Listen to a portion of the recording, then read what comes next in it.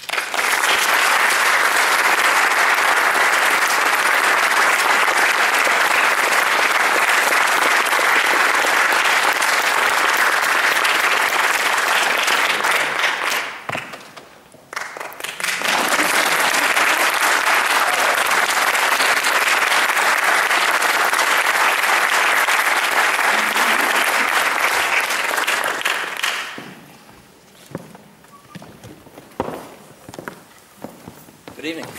There were words running through my head then. It's just a very hard act to follow. My name is Michael Hartley. I'm the Chair of the Board of Trustees for Michael Park School. And tonight I'll be doing a bit of the flow and the emceeing. I'll just set up the presentation. So as Adam said, tonight is very much about the repeating back to the community all the work that's gone into the visioning, all the processes and things that we've been through, where it has landed and how that's manifested in terms of our vision for the school, and that's going to be presented very much by Adam. The vision manifests practically in terms of our annual plan, in terms of our charter, in terms of the way we act at the school. So at the Board of Trustees level, that's how we see it.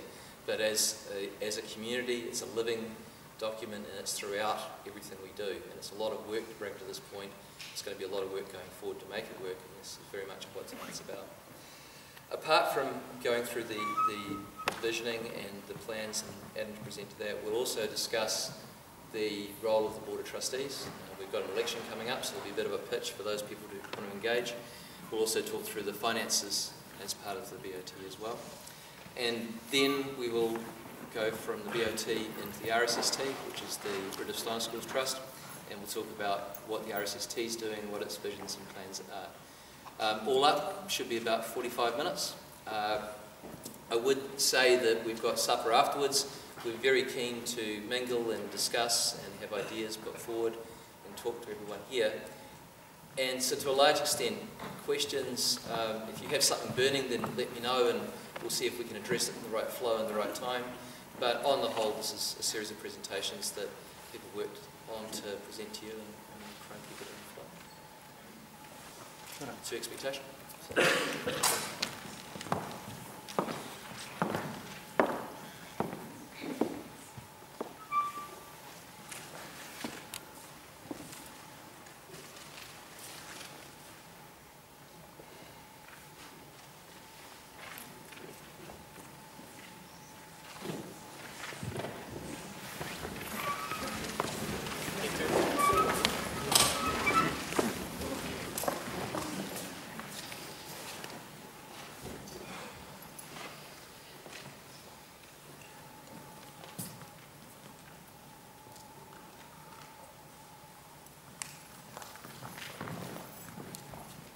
Just read our opening verse together in unison, please. A healthy social life is found when, in the mirror of each human soul, the whole community finds its reflection, and when, in the community, the virtue of each one is given.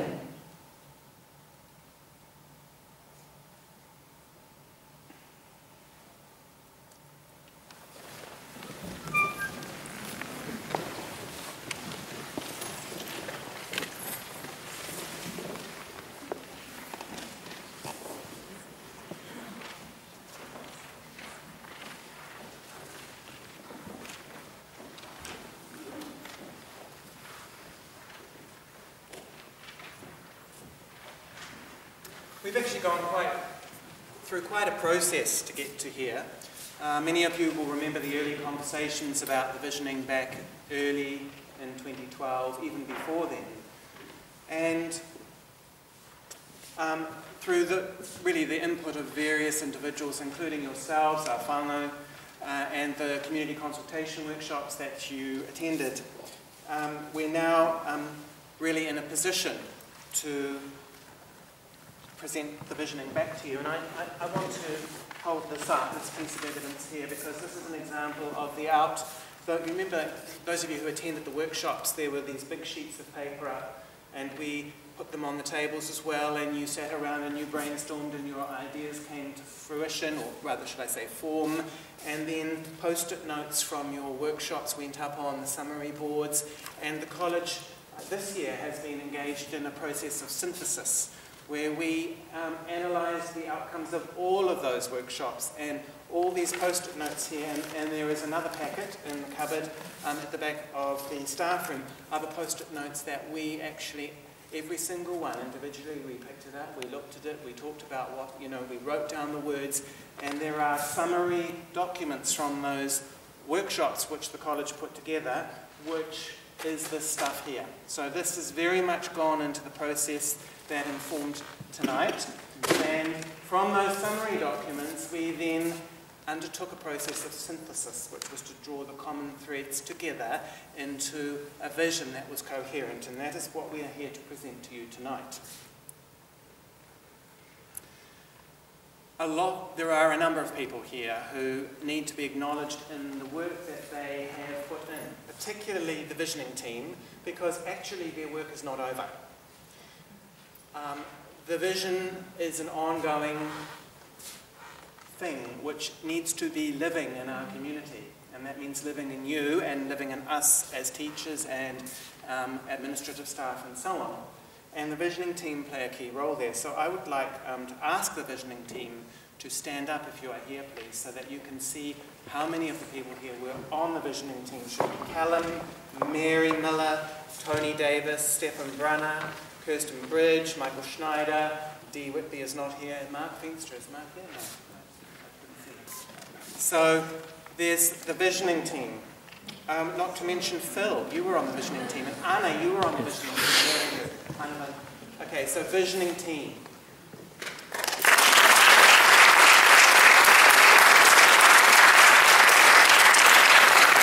The visioning team is absolutely in full swing at the moment, and they've been working with me in preparation for tonight and on a number of initiatives that are seeding at the moment. There is also the College of Teachers. Now, the College of Teachers is the body in this school really discharged with the responsibility of the pedagogical and spiritual leadership of this school. College of Teachers, would you stand up, please, because you have been instrumental in the analysis of visioning. We've got John Laurie, Jeanette Feenstra, Fatima Abdullahi, Des Pemarika, Karen Affleck, Jane Passon, and Megan Bagley, and myself.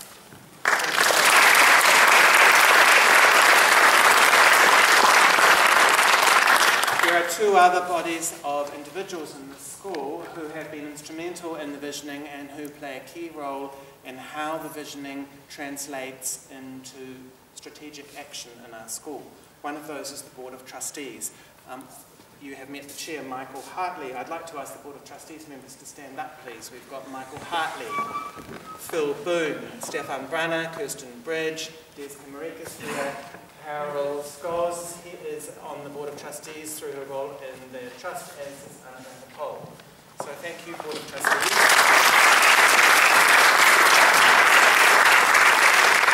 And last and not least, and you know, I'm sowing a seed in your consciousness here as the Integration Act review comes ever closer towards us, that the guardians of our special character, our proprietors in this Rudolf Steiner School, are the Rudolf Steiner Schools Trust, and the chair of the Rudolf Steiner Schools Trust is Carol Scholes, and other RSS team members, would you stand up please so we know who you are? John Laurie, Shirley Noah,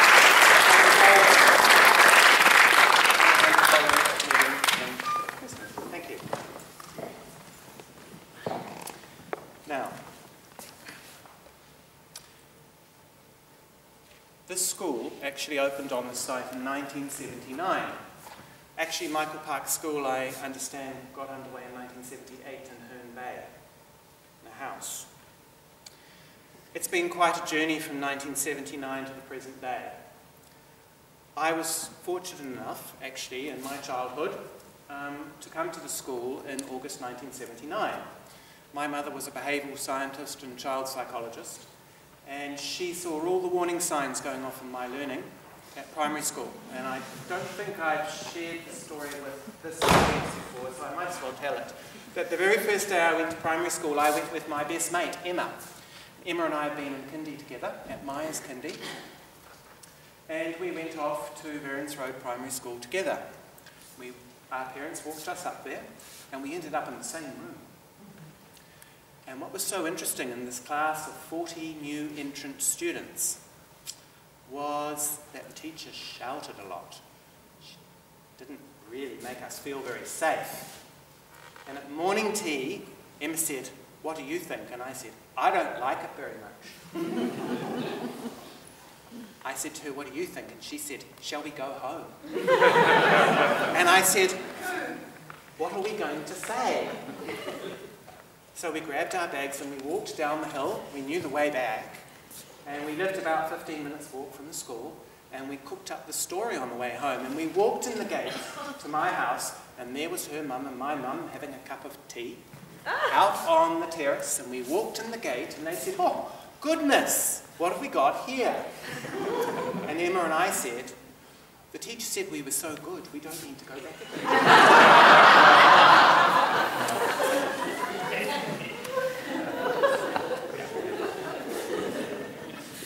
And that sort of says something about my early primary school education, but when I came here it was very different, because they love children here, and because there's a rich curriculum, and the imagination is, the imaginative life is developed, and, the education I got here I look back on and I think I was so lucky.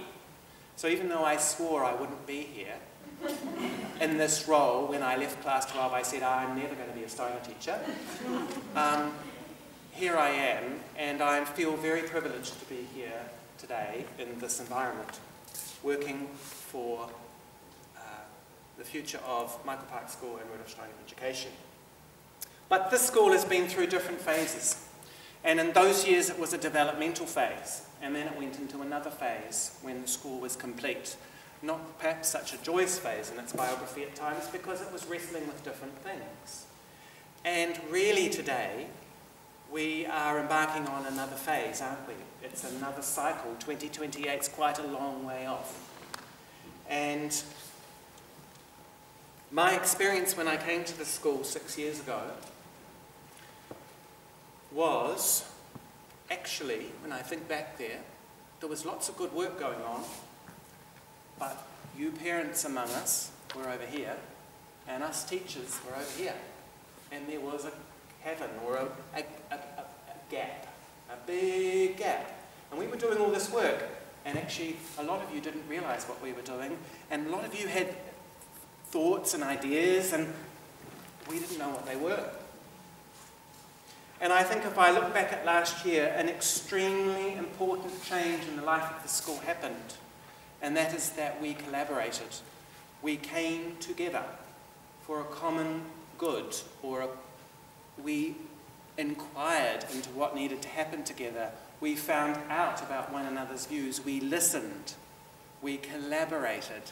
And that is what we need to keep doing if we're going to make this vision happen, and if we are going to have a secure future for Rudolf Steiner education at Michael Park School.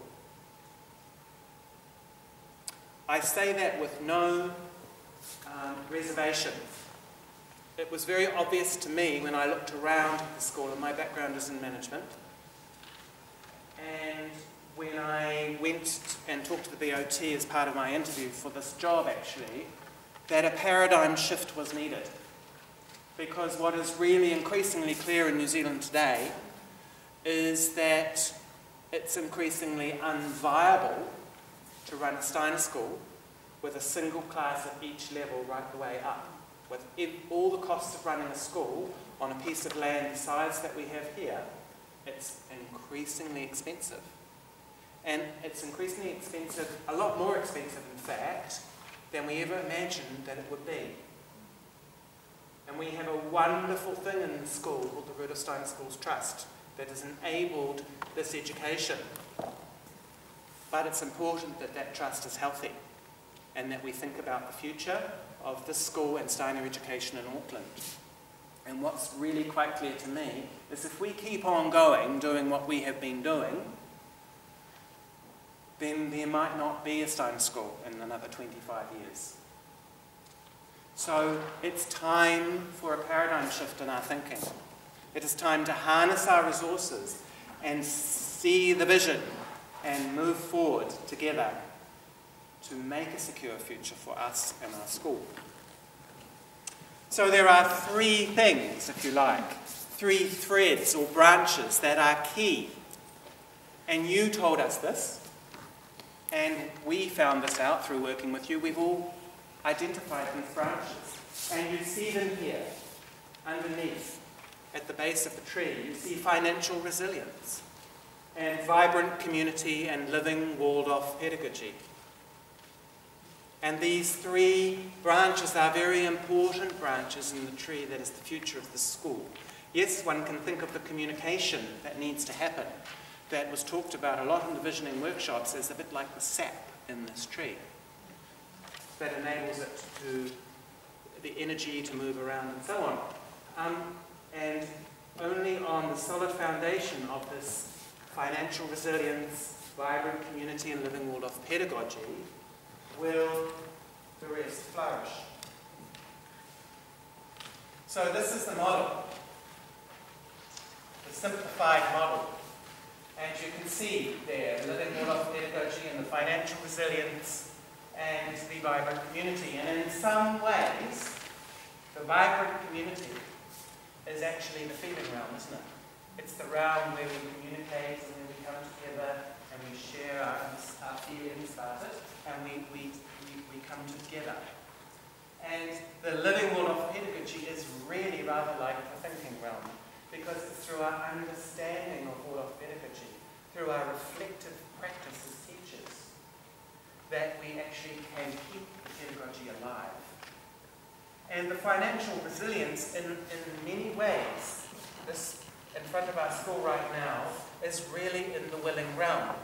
Because for many of you here today, and I thank you for taking time out of your busy schedules to be here today, when you're raising a family, actually the work that needs to go into creating financial resilience over and above everything else we all carry in our lives is a sheer act of will.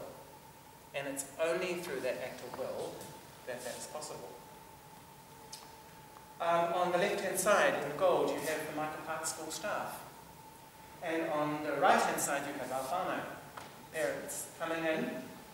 And they're coming in away from different places, because the parents are coming as parents, and the teachers are coming really with the job of teaching.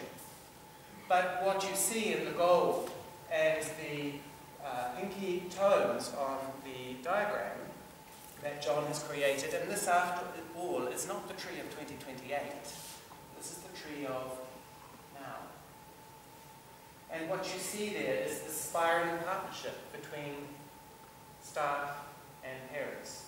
And we're back to the collaboration I was speaking about a couple of minutes ago, because it's only through that collaboration and that good communication and working together that we can nourish our children as they transition through the various phases of the school to reach the mission. And the mission, developing free human beings who are able of themselves to impart purpose and direction in their lives. That quote from none other than Rudolf Steiner. And that is the task that we are here to get on with. At the bottom you have the British Steiner Schools Trust, our proprietors, principal and college, management, and the Board of Trustees, our governors.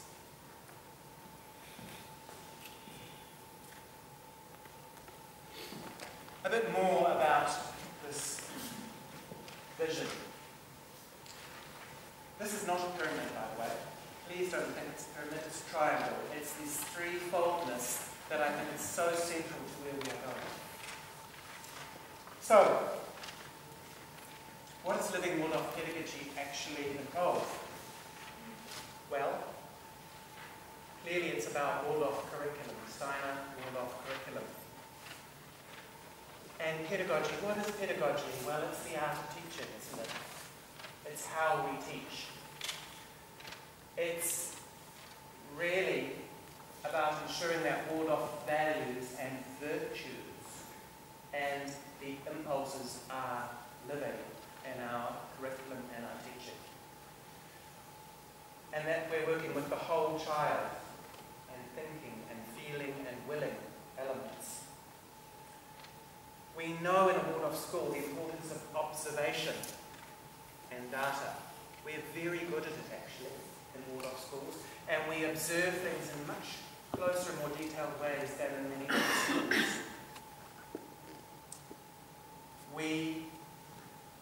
At the heart of living Waldorf pedagogy is self-development and reflective practice. And this picture, of the class teacher, for example, moving up each year with their class and conquering their fears and the subjects that they're not so familiar with, walking into the tiger's cave, the tiger being their fears about what they are not so familiar with, and conquering those subjects. And through so doing, they engage their students. Rudolf Steiner speaks about this quite a lot. Positive relationships with parents and whānau. Culturally responsive teaching for our learners throughout the school, including our Māori learners as Māori. Quite different. Meeting the needs of all of our students. All of these things are very important in living Waldorf pedagogy. And our vibrant community over on the right. Living the dream, walking the talk. Me hikoi te kōrero. We should walk the talk. We need to walk the talk. And what does that look like? Being welcoming and inclusive. Working in partnership. Our communication being timely and effective. Parent education, responding to the needs in our parent community. We heard you last year, loud and clear, that parent education needed to be about more than curriculum, and I hope the feedback from you has been wonderful about the Mary Willow workshops that we have begun the year with, and there's more coming. Reflecting the values of our school, positive relationships with teachers, networks that are vibrant and supportive. In your classes, you are a network, and when particularly when you have a firstborn that is in that particular class, and you as parents are experiencing things for the first time, there are other parents in that community out there who may have some valuable knowledge and information for you. Making sure that it's healthy. And as we move forward, under financial resilience, there are 5 key things. Targeted spend. Making sure that we're putting our money into the priority areas that are going to make a difference to our vision. Fundraising fees and dues. Making sure that we're fundraising, or that the Rudolf Steiner School Trust is fundraising on behalf of the school, and that we're collecting fees and dues. Please come in, it's okay. Come in. It's all right. That the roll is full. I don't know if you realise this, but we're 25 students short of our target roll at the moment, and we have been for a while. A lot of classes have many students on the list trying to get into that class, but we have some classes where there are no students turning up at open days. 25 students in the school, that's $100,000. When we come to the financial part of this presentation tonight, I want you to look at the figures and remember that. Okay? 25 students is $100,000, roughly. Cost analysis. We're getting a lot better at cost analysis and understanding the cost of our special character and working hard to improve what we're doing there. But fundamentally, we need a step change in our thinking around finance in the school. And that will make a huge difference to the future. Moving up through the kindergarten, the lower school, the middle school, and the high school. In the kindergarten, we are treasuring childhood. We are looking for alignment of family values in school. That's what we took out of the visioning. Developing the whole child. Self-directed play. Nurturing our unique philosophy with our new parents. When we move into the lower school, there is a love of learning that we are really wanting to foster. Developing capacities, all sorts of capacities. Creative thinking. The imagination through our stories and the main lessons, and the journey through the lower school. We are bringing the practical curriculum. We're working with the hands, the outdoor classroom, and the hub approach to special education, which we are continuing to develop. And as students move on through into class 5 and the middle school in their journey, we're looking to foster more independence in learning, so that students can be more self-directed in their learning. We are looking to develop critical thinking skills, expand the capacities that we've introduced in the junior school, wonderful inquiry, practical intelligence now, and increasing resilience. And as they move into the high school, well, we're wanting the high school to provide academic certainty, that our students coming through the high school actually can look ahead with confidence that through applying themselves they can choose whatever pathway they would like at university, that the doorway to tertiary study will be open. They need to be nourished and challenged. Our high school needs to be full of contemporary issues that will engage and stimulate our teenagers. They need to be self-actualized learners.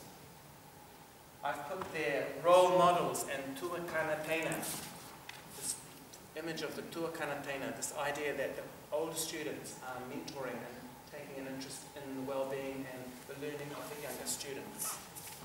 Some exciting things already starting to happen there. It's about future pathways and careers and individual learning programs for every student through our Horizon program. And through this journey, we are working to develop free human beings who are able of themselves to impart purpose and direction in their lives.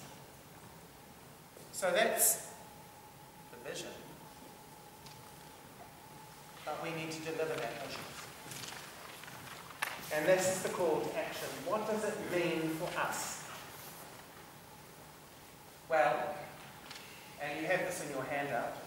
Your handouts are black and white. I love to give you colour handouts, but it actually costs 9 cents more every A4 page, and we're trying to be efficient, so I trust you to appreciate that. The colour version will be on the website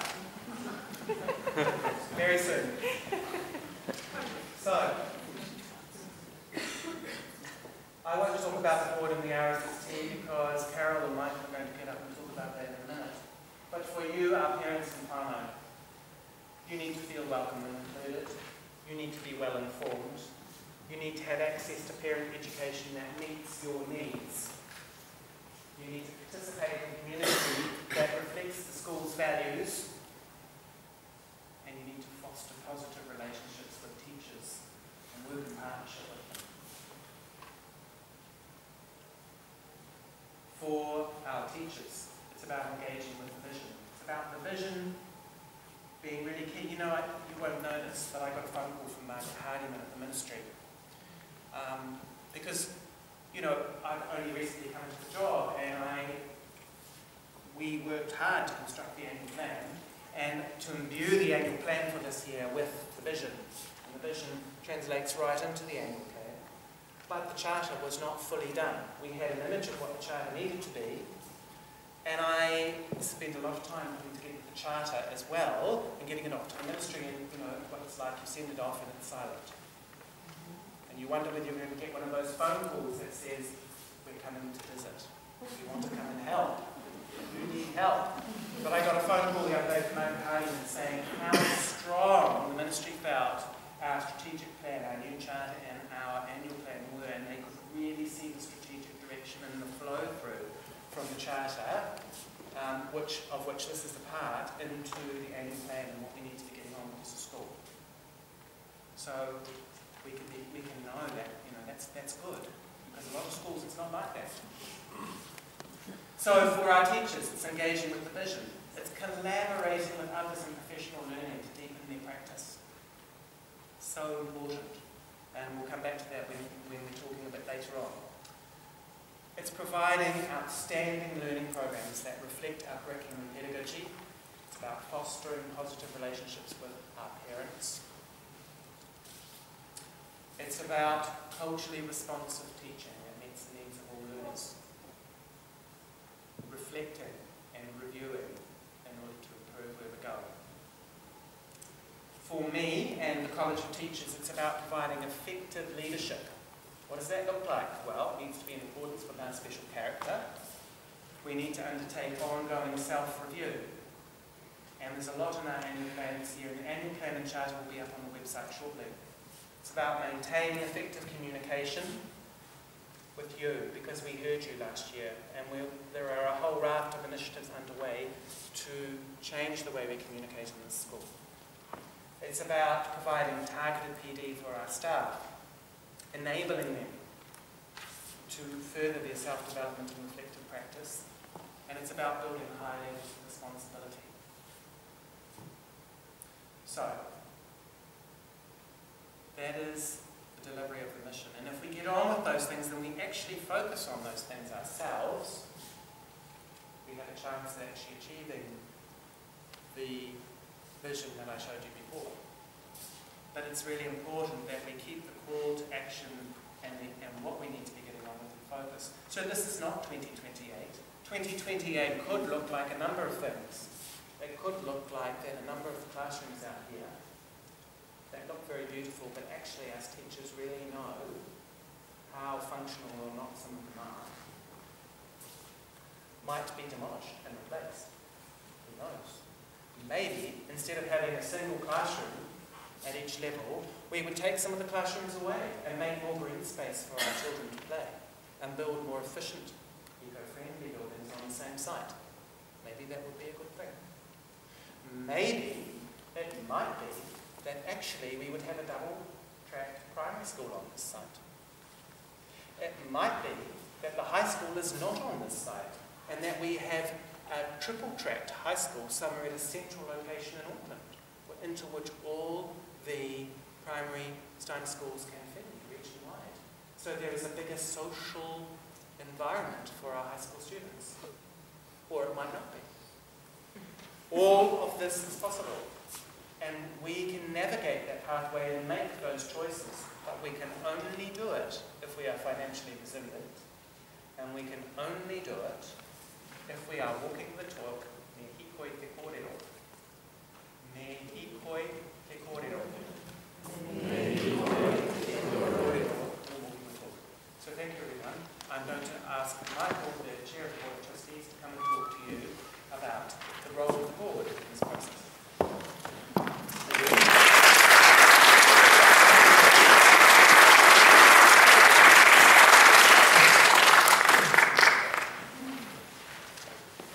Another hard act to follow. So, I guess one of the things to explain is a little bit about how the governance of the school works. And just to give you a feel for what it is we do at a Board of Trustees meeting and what the roles are. A little bit of background, but not as much background as what I did when I was 5 years old, but that was pretty interesting things. It's really, the school, I always think of schools as people. They go through life cycles and they go through a frontier stage. In this case it was in the late 70s. Then you have sort of a forming process where everyone starts to turn up and you have full classes and you have full streams and you have enough money. And then you go through some disruption and then you sort of come out the other side. I think for our school at this moment, we're definitely in the start of a new phase. We have a new principal. Adam's style is clearly different from Dee's, and that's what we wanted in a principal. We wanted someone who stepped up and created a new style, who was deeply imbued in the Steiner philosophies, who had a vision for our school, but could carry on with what had been before as well. So we are in, from Adam's leadership, we are in a different stage from our school. We're also in a different state because, as Dee said last time she stood before you, we're getting so much less money from the government than we've ever got before. The trend is down and going down fast, and equally from a cost-based point of view, our costs are going up fast. In our real income terms, most of our incomes are staying flat or decreasing.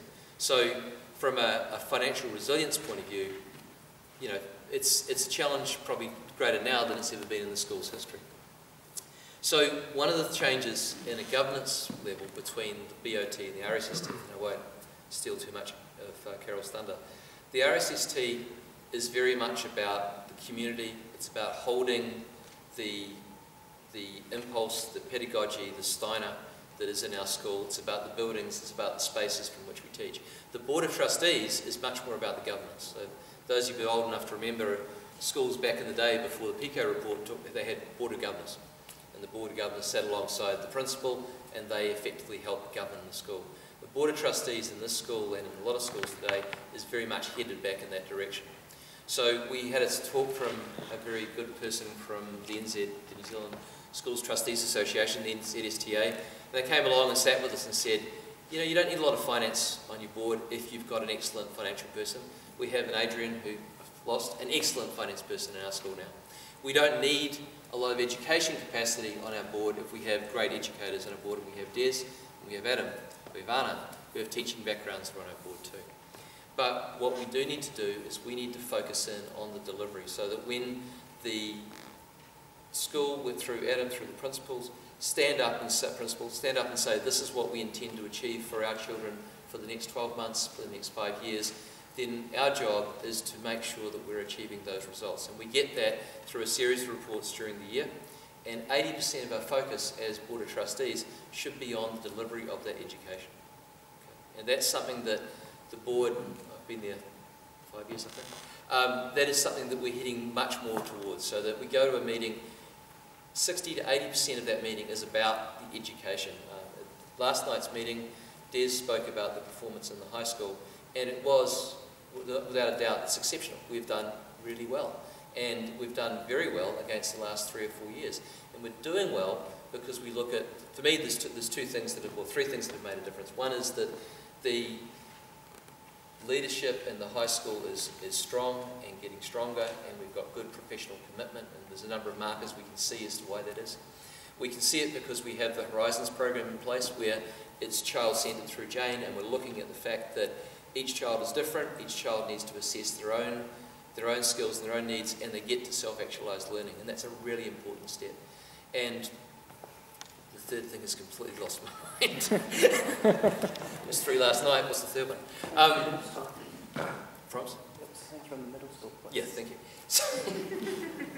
So, and the third thing, which I did know, is that 4 years ago, Adam, Jeanette, Fatima and others put together a program where our middle school got stronger, that we focused in on the maths, we focused in on the core learning, and that we took classes 6, 7, 8, and we focused on getting those children up to speed, so by the time they hit class 9, they were ready for the high school. Well, in our class 12 today, we're starting to see the effect of that work we did 4 years ago, and we can see it coming through. So having the approach where you can look at your kids and go, this is what we're going to do to make it right, not tomorrow, but in the days after, and we're going to get it right, and we're going to get it right from an education point of view.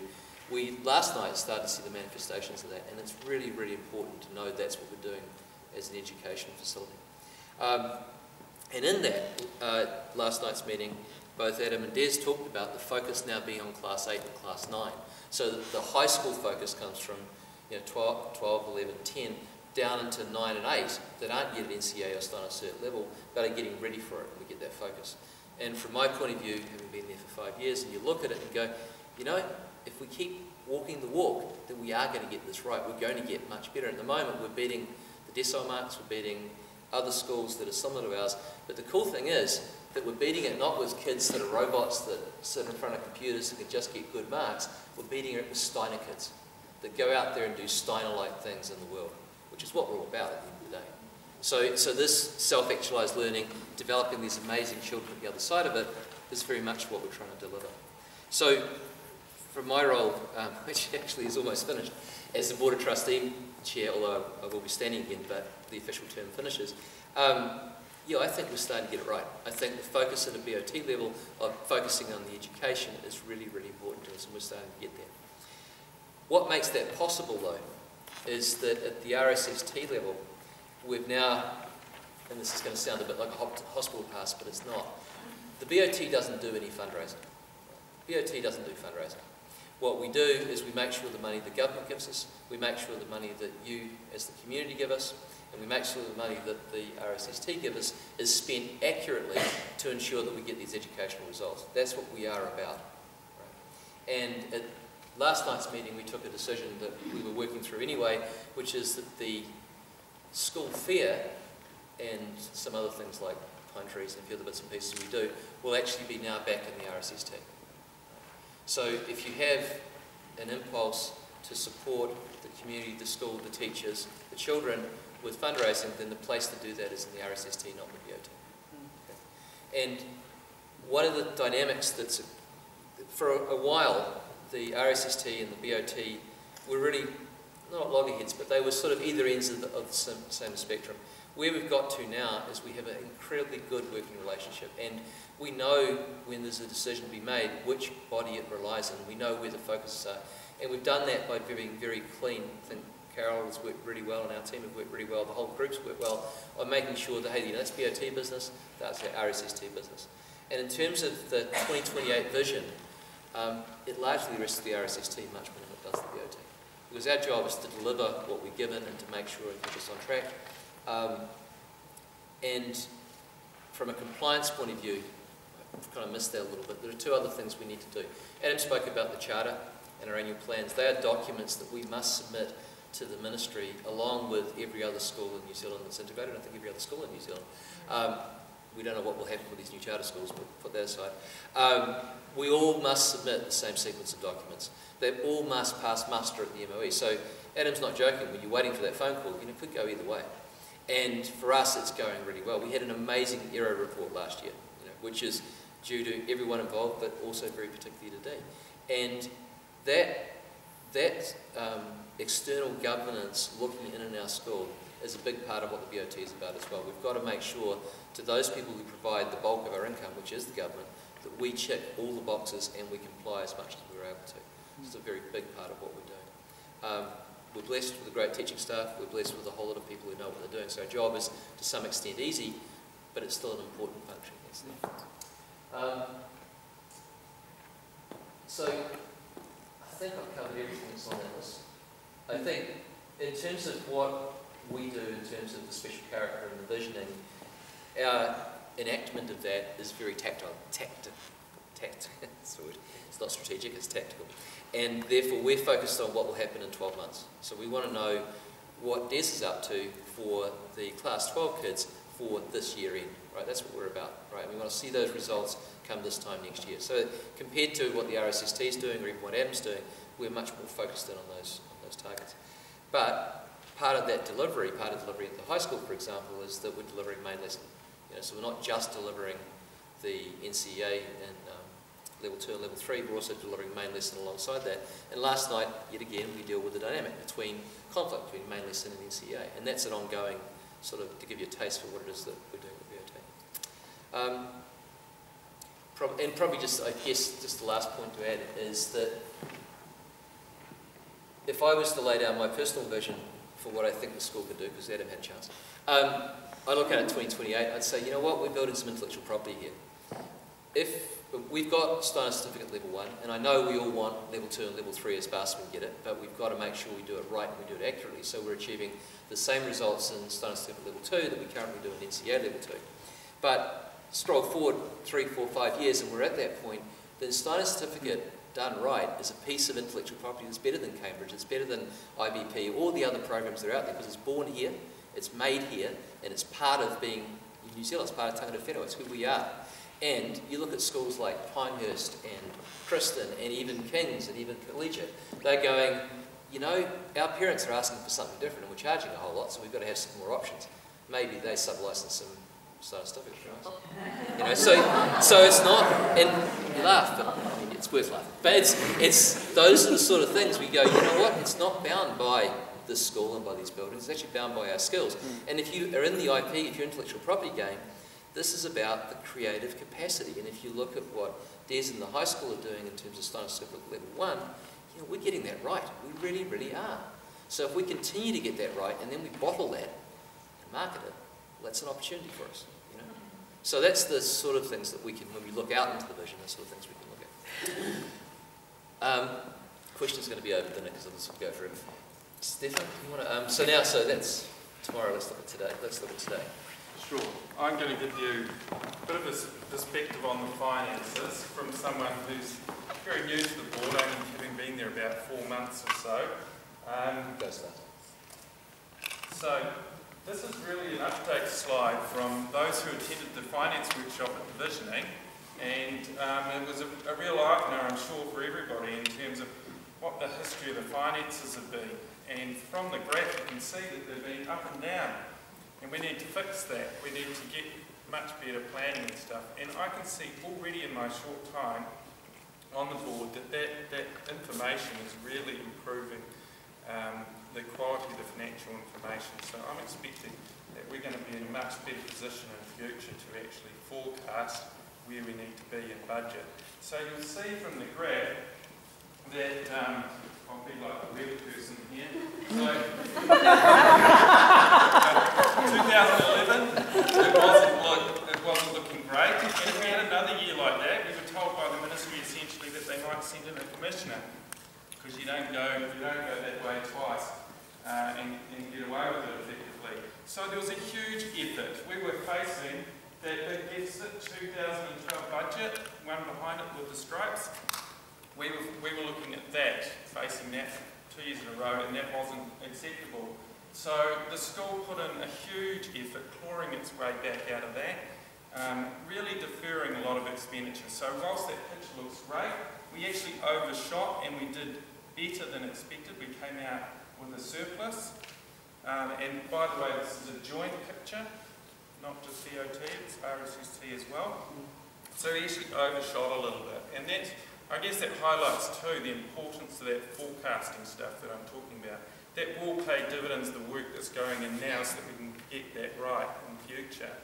But what we should in fact be aiming for in the future is more like a 100k surplus, so that we've actually got the resilience to build the future, so that we can actually, you know, if there's a shock to the system, we've got the funds there. If we need more buildings and things as a community, we can actually put the vision into action.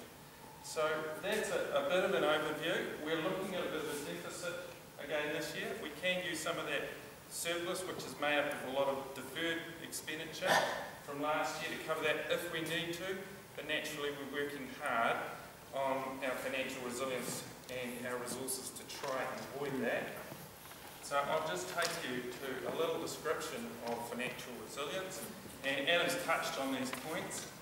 I've highlighted for you here, the one in the middle really is bumps on seats, and that $100,000 figure if we had 25 kids. But it's not an easy task because it takes time to build that up. We need to get back to having waiting lists and things like that, and we need them in the right places too. Some classes are full already. But when you've got that extra cash in the system, essentially the resourcing task becomes much easier, and you can really deliver on the vision and start to make traction. So that's something that we need everyone can support with, because word of mouth I'm sure is the best way to get people in. So looking at some of the other things there, like targeted spend, Adam really touched on that. That's going to be tight again this year, very tight.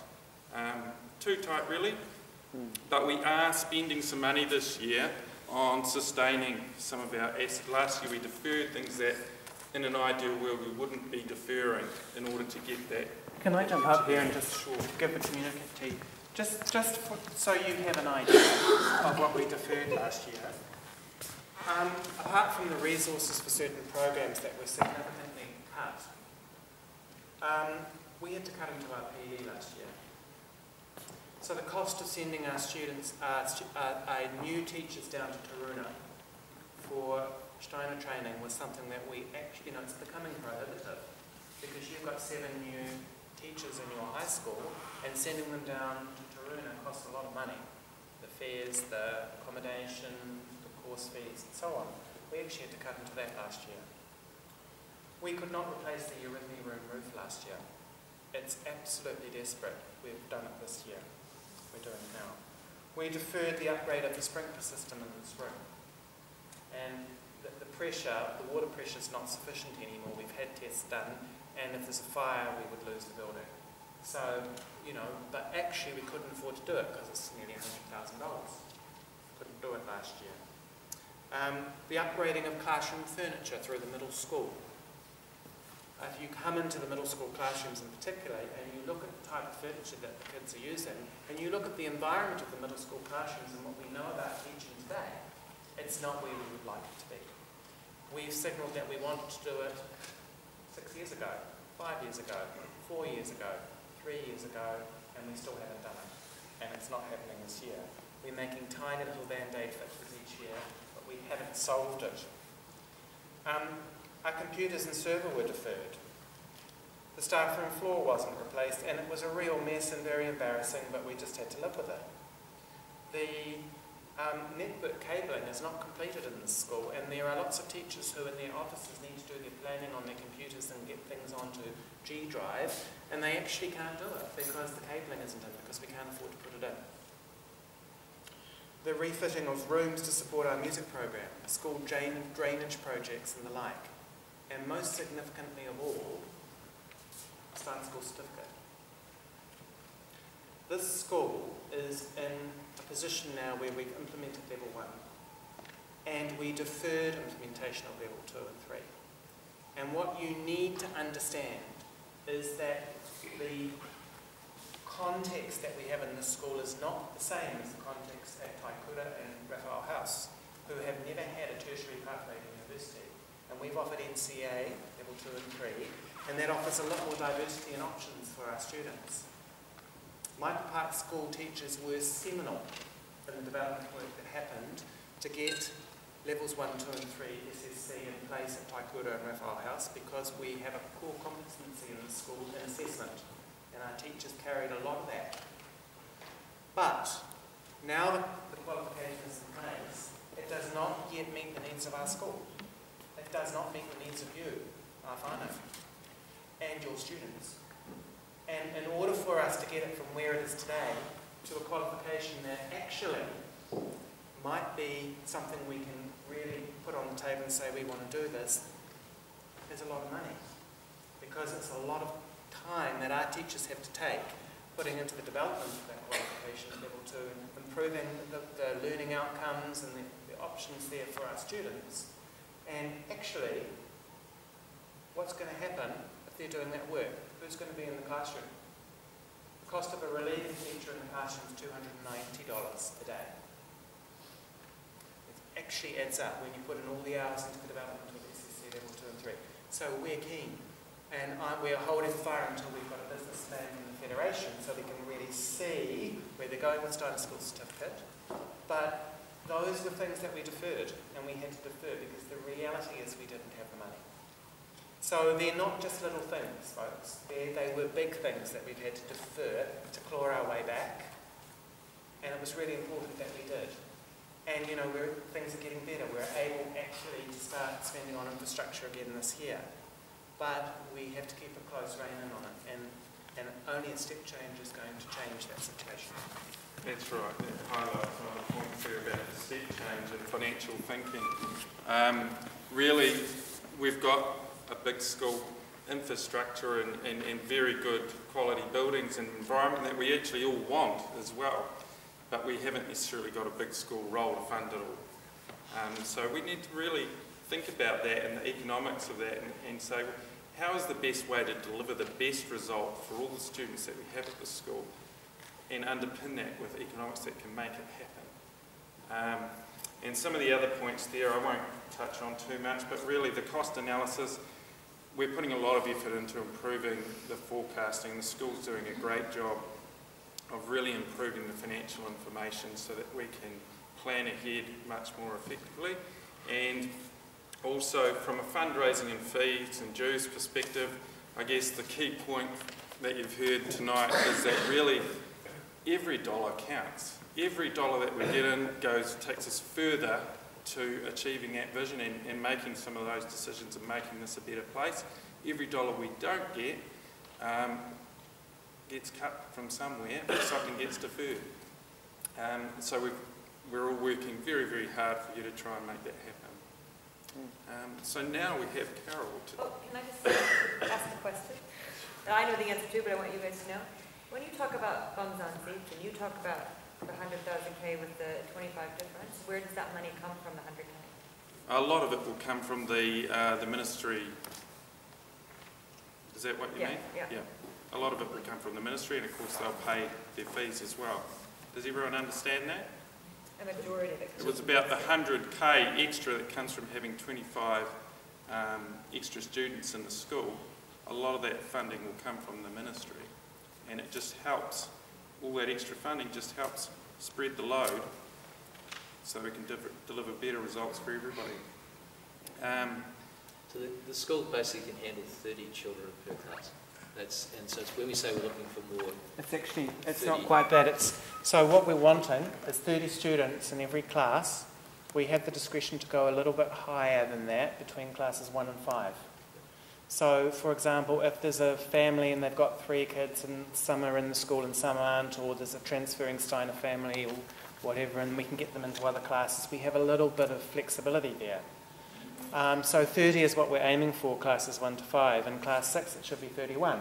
Class 7 it should be 32. In class 8 it should be 33. And in our high school we want 35. You might think those are big numbers, but actually what that's about is that as we move further and further up the school, there are more and more split classes, and the classes are not together in a big number. So the maths lessons become split, and the language lessons, and the craft lessons, and all sorts of other lessons. So by the time they're in high school, the only thing actually they're together for is a whole class's main lesson in the morning. And that's why we can do that. And what that allows is the options and the diversity that we all want in our high school, and the range of subjects that we're also keen on. So that's why those numbers are really important for us. Can we go any higher than that? It's very difficult because we have a roll cap. And what happens every year is the 6-year-olds in the kindergarten come onto the school roll as they start to come through, and we can't go above our roll cap. So about 25 students is what we're aiming for, and that would mean we were close to full. Do we know what years? Yes, we've got the odd place, and I think we've got, there's a space. There might be a space in class 2 and class 4, and then we've got there's 2 or 3 places I think in class 6. There's about 4 or 5 places in class 8. It's just a class where we have not held the numbers, and we've got no one wanting to come this year. There's a couple saying they want to come next year. We've got high school. It's class 9. 9, 3 and 10. More than that in 11 and 12. Yeah. Not many more, maybe 5 and 11 and 12. And as a general rule, we don't usually get new students in class 12 unless they've come from another Steiner school. Yeah. So, yeah. Yeah, we'll put that information out there in a form, because one of the best ways we attract people is word of mouth, actually. Yeah. Yep. Yeah. Okay. Well, Carol, would you like to cover that?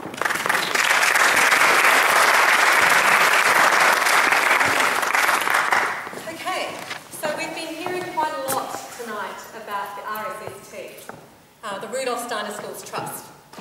So effectively, this is us. Now the Rudolph Steiner Schools Trust is the charity.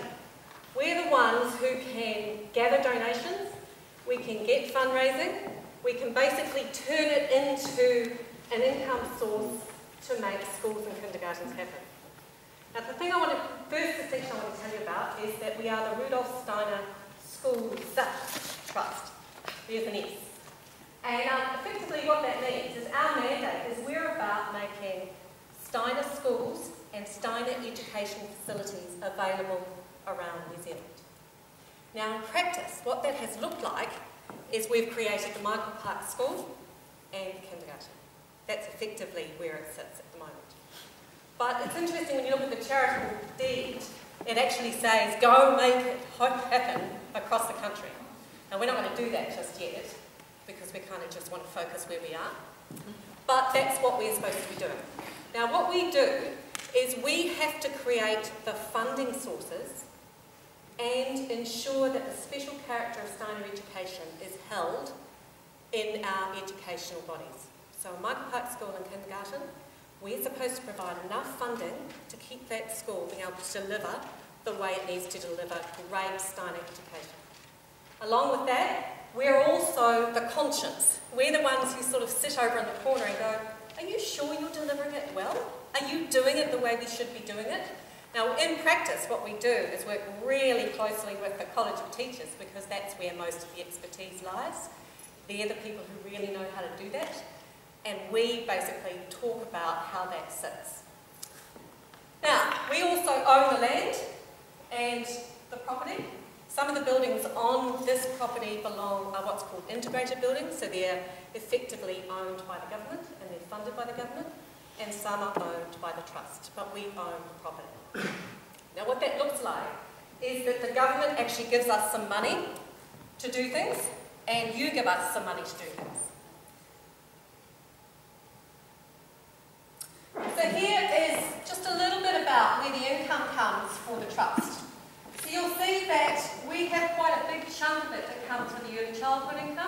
and that's about making sure that the kindergarten is funded. That comes to us from the ECE grants, comes through from the government. 27% is special character income. That's pretty much the money that you are paying with your donations. That's pretty much that whole amount. You'll see there's a little bit of the other income, which is the 3 houses that we own, which are on the boundary of the school, which I'll talk about shortly.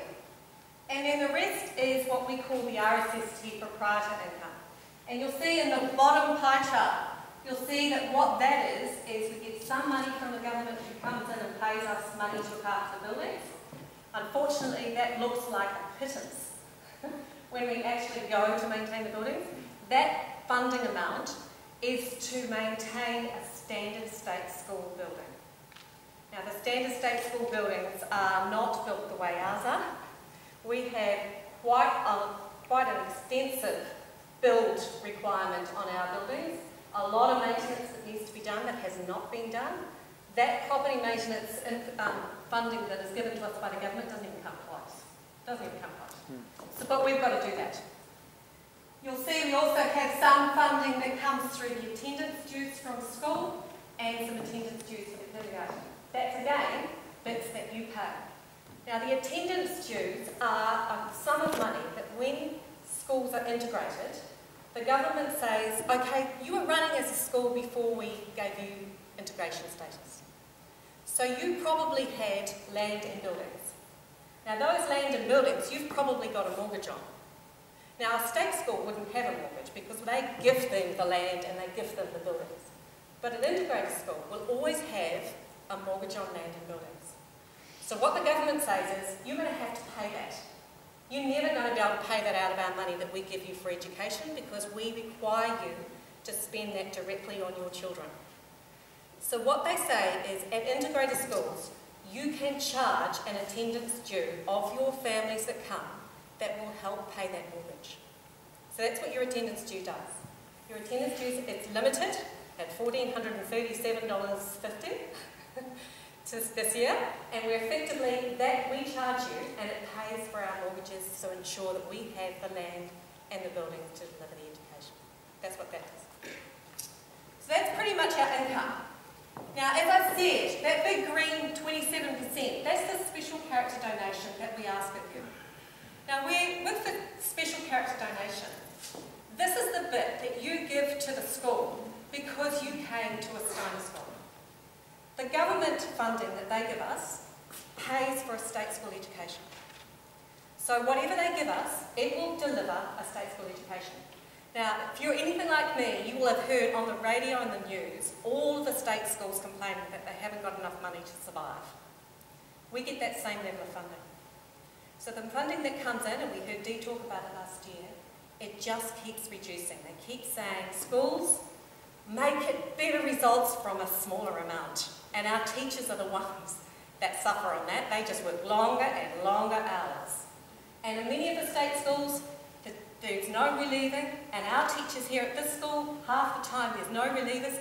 Our teachers are relieving our other teachers and having to work longer hours that day to be able to cover.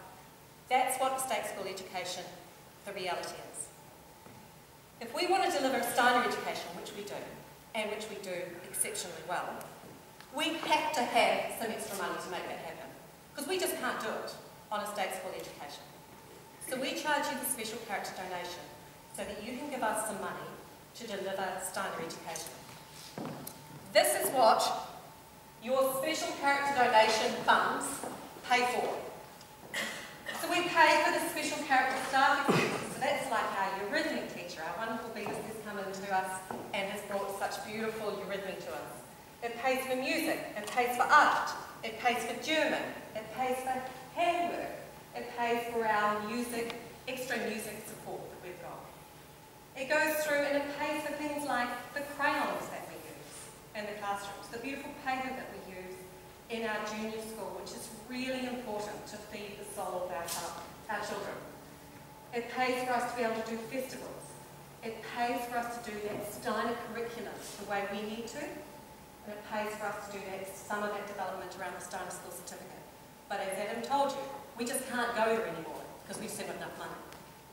It pays, this year, a little bit is going to pay towards building an alumni, and I'll talk about that in just a moment. Those are effectively where your special character donations goes. Every cent of your special character donation goes into making a Steiner education. What it doesn't cover, the Steiner special character donation so far, is that we have not been investing in our future for a long time. So many of our buildings are getting really, really in need of maintenance. As Adam said, some of them are just not fit for purpose, but we have no funds to replace them. We haven't been investing in our future around being able to do things like make a decision on double streaming. We can't do double streaming yet because we're completely limited by the limited facilities on our side. And yet it kind of makes sense to do double streaming because we would just get so much more income for the level of education that we could deliver. It would just be so much more sense. We want to be able to create a rich high school that offers lots of subject choices, but at the moment the size of our high school limits our ability to offer that range of choices. We are limited by what we can do because we have not been investing in our future in the past. Most of you would have seen and have felt the Steiner special character increase this year. And many of you probably took a very deep breath and went, "You've got to be kidding me." What? Look at that increase. That increase should have been happening for a long time. It really should have been. What's been happening is we've been using any reserves that the school had to try and buffer that. What we need to do now is we need to take every cent that you've got from that special character donation, and it will pay for what we've got. But we need a new strategy. And it's not about turning around to you as parents and say, pay more. That strategy has a limited life, and we know it. So, a very limited life for most of us. So what we've got to do, and our intent, is to have a completely new way of working.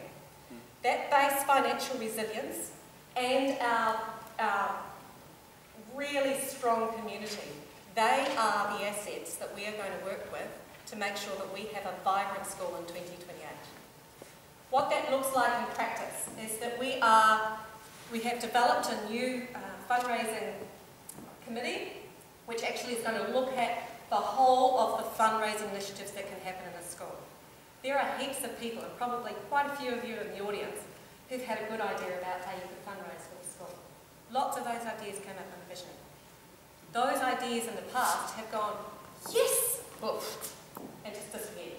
Because there hasn't been enough momentum to be able to make that work. The fair, yes, and we all put in so much for the fair, but the fair is only bringing us in about $40,000 a year. We need heaps more. We need heaps more. So we need fundraising to really start making a difference. But that's only one tier fundraising. And when the thing that is going to make this school really thrive is fundraising that doesn't require parents working harder. because it's just hard. You know, we're all trying to live our lives and be best parents and earn our money and trying to be extra fundraisers. It's hard. You know, so there's not a sound strategy for us to use. We want to use the fundraising capacity of the community because that's where we all get to know each other when we fundraise. When you're all standing there and you're doing the archery shot and you're talking to the other parents, that's the bit where I get to know everybody and it's really good fun and it brings us as a community together. That fundraising level will absolutely continue. But on top of that, we want to create another tier of fundraising, which is about an economic strategy for the school. And that economic strategy is about how can we get our school to the place where it has independent funding, independent from the government and independent from our parents. How can we get a funding stream into the school that actually makes us fly without making everybody beat their wings faster? So we've already started talking to some key people who've got those ideas on how that could happen. And I'm really asking for you, if you have skills in developing economic strategies, if you have skills in investment, if you have contacts with people that would like to donate or become sponsorship partners to our school, and believe me, we're going to have a good offer for them. If you've got that, we need to talk to you. You need to come and talk to us so that we can start bringing in those bigger threads to make our school work. To do that, the trust has to be strong, because the trust is the one who is the charity who has to lead that process. The board can't do it because legislation stops the board from doing that. The college can't do it because they do everything else, and we couldn't possibly ask them to spend any more time on doing anything. And it's the role of the trust. The trust is the enabler. So what we want to do is, we've only had 5 members on our trust for a number of years. What we need on the trust, the Rudolph Scala School Trust, is we need some really highly skilled people who are motivated, who are willing to lead the rest of the community to make change happen. Now, I'm not looking for a whole lot of people to come on the trust and start becoming 24-hour volunteers. I have a busy life and I can't be a 24-hour volunteer, so I'm certainly not going to ask you to. But what we need is, we need people who are going to come onto the trust, who bring skills, energy, and a desire to make that vision come true.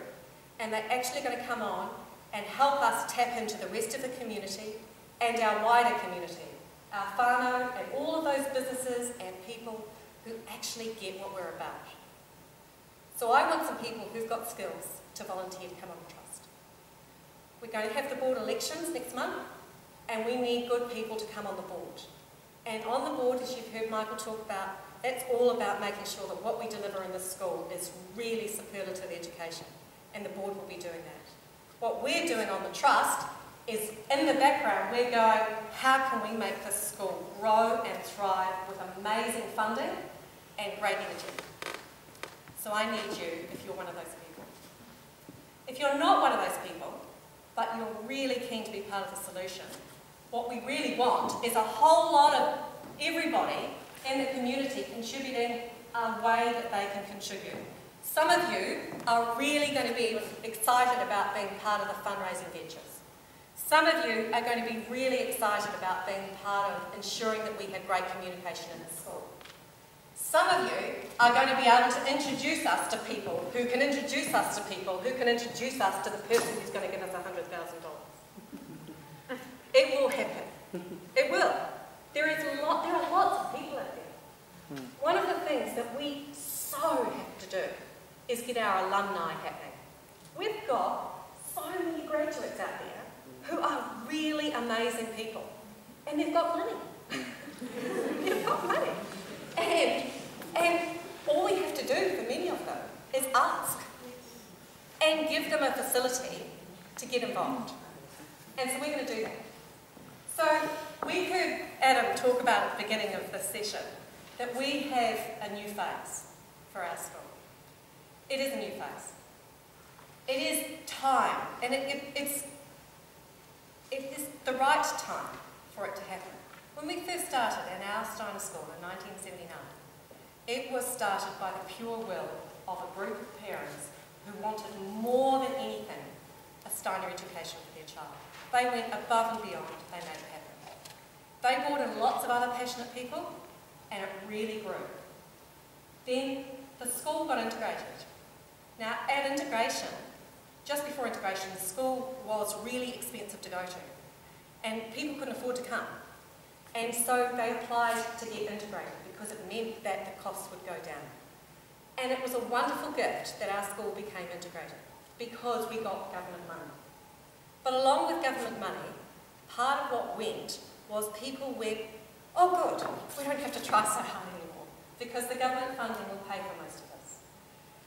And we also had a bit of a structure change because it was at that time we got a principal, we got a board, the trust sort of went, oh, what do we guys do?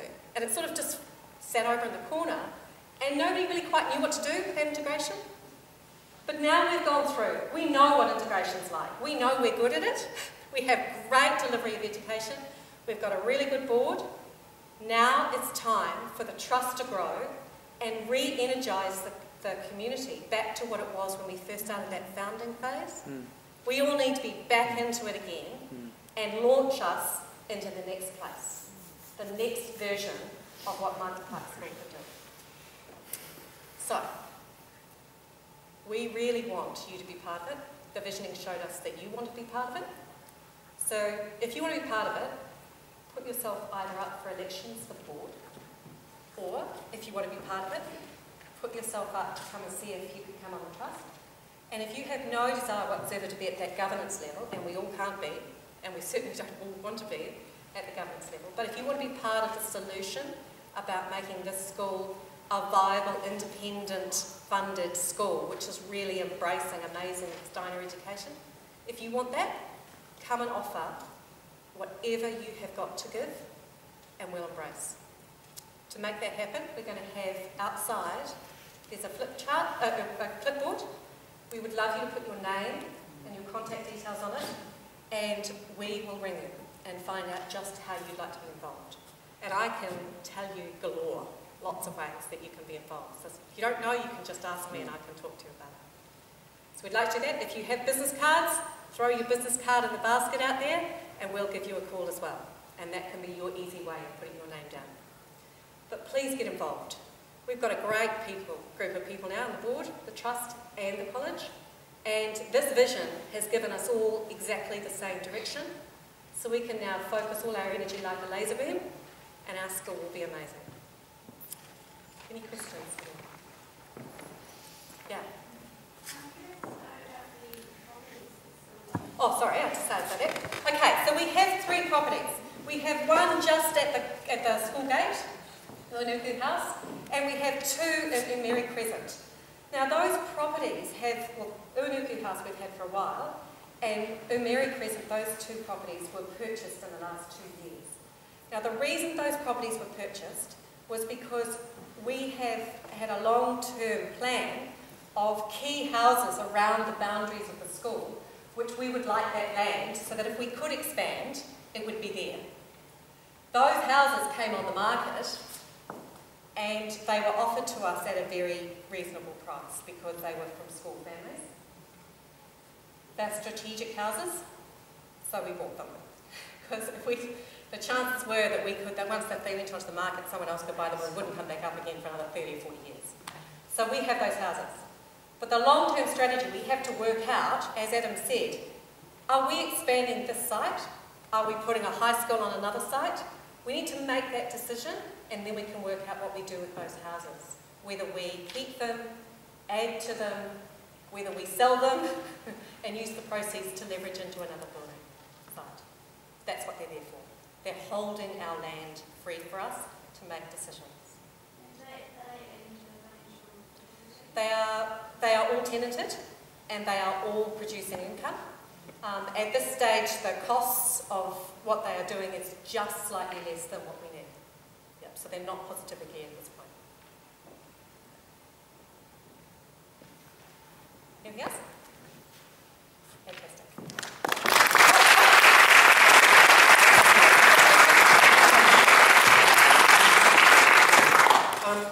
Just before we conclude, there's quite a lot going on with visioning. You've heard about some of the conversations that have started already about step changes in financial thinking. I walked into the trust meeting the other night. Really interesting conversations, real commitment. You may be interested to know that a group of parents in the school have started a website initiative, drawing together many of the threads which came out through the visioning. Because we know our school website could be such a potent tool for all of us as a community and for you as parents to find out information about the education, to communicate, to network, and so on. We have begun with the class parent induction workshops this year because we heard that there were opportunities for us to clarify the role of class parents and how we can support teachers and you families to better understand the journey. There are exciting initiatives underway in terms of service leadership going on at school that our students are picking up on. There's a lot of work going into the financial analysis at the moment, also inside the business administration of the school by our business manager Adrian and by me and so on. There are all these initiatives actually that have started, the parent education with Mary Willow, and there's more coming.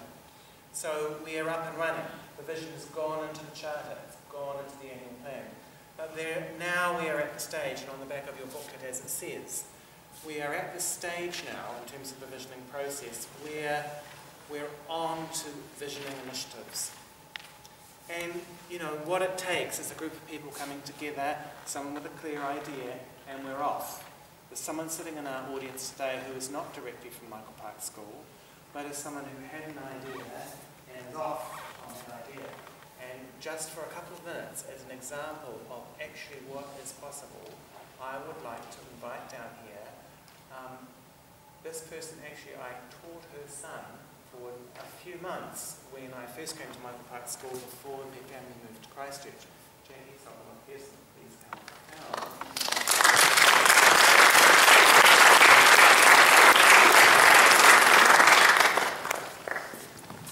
Goodness, I feel very honoured and moved. I was a Michael Park parent. This actually feels a little bit like coming home.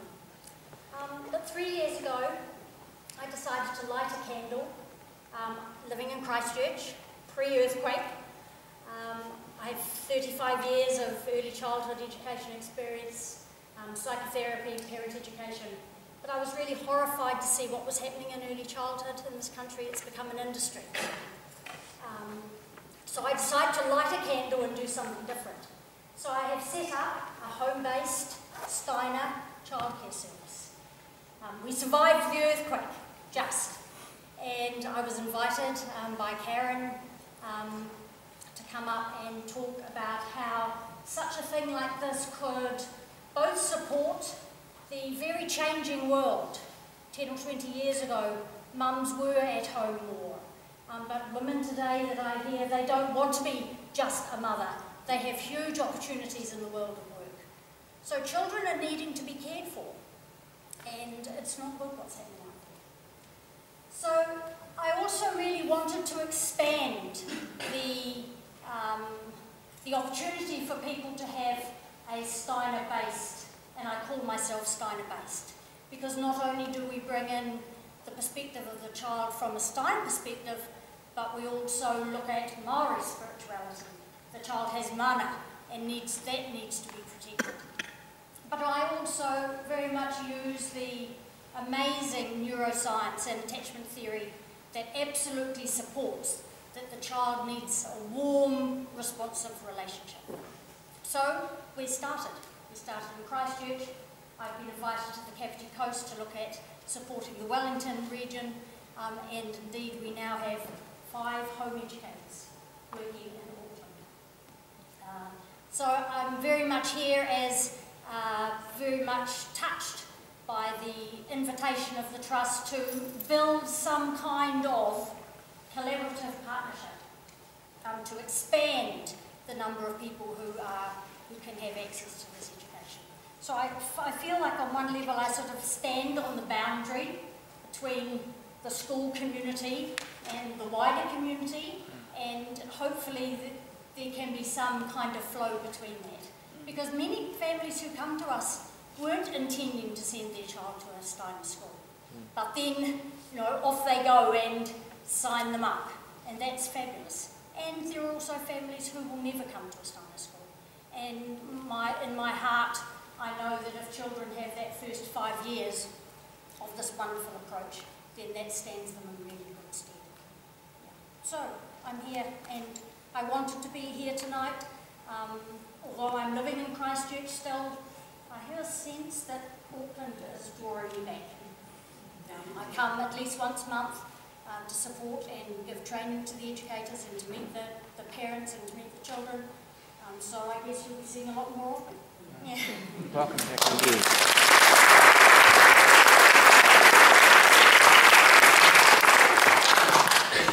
So, Adam, can you please come up here? Because Adam, as our new principal, the visioning team, want to thank you publicly, and also because all the parents in this room, we feel we are very deeply connected to the parents, having been privileged to be a part of the visioning team over the last year. I've just put together some words. You can't know this. You said you were going to get me back. I did. But not how you expected. So this isn't long. This is meant to be short because everybody wants to go and have some food. But really, I just thought I'd put together some words that I personally really deeply want all of you to know. And in time, very soon, you guys will have your own experiences with Adam and the College of Teachers as well. We've just been privileged to be on a little bit of a fast track in the very short time that Adam has been here. And I just want to share a little story. I did give you a little hint of it today, and that there's been a lot of transition, and there was a time last year when a lot of us, we put in, every week we would meet and do work in between. Sometimes it was fortnightly. It was a huge commitment towards working on a shared vision to meet with all of you and brainstorm ways that we could do that. And then we had a principal and the chairman of the board resign, and there were a lot of us as a team going, ooh, now what do we do? And where is this going to go? Believing that it was all going to happen and having that faith, and also being told at one stage what we'd done is painting this beautiful, colorful picture was going to probably be black and white and more of a narrative style. And at that moment, we thought, okay, we're going to make it through this, and I think it's a real testament to Adam and to what we have to look forward to in our future that you saw, and you will see a more colorful rendition of the black and white too on the website, and it's in the office as well. The fact that our charter and our mission is all in an artistic style and been given to the ministry, and the ministry's come back to Adam and said how fabulous that is. It has just moved every one of us, that is, all of you as well, that have been part of this journey, that we actually got that far. So I want to thank you, and I want to share with you just a few words. Adam, we are grateful that you walk your talk, and you really do. And this way you're a leader, and we really appreciate that. You're collaborative from your heart, from your thinking and your heart, from your feeling and your willing. You really walk that. We appreciate how you're a synthesizer, you're a visionary, you're a reflective listener, and you've already built a stronger bridge with this community this year. So, these flowers, brought to Mary, who's also on the team, brought to Mary. These flowers are chosen, sunflowers, to lead, and they represent how you are leading us into a sunny future.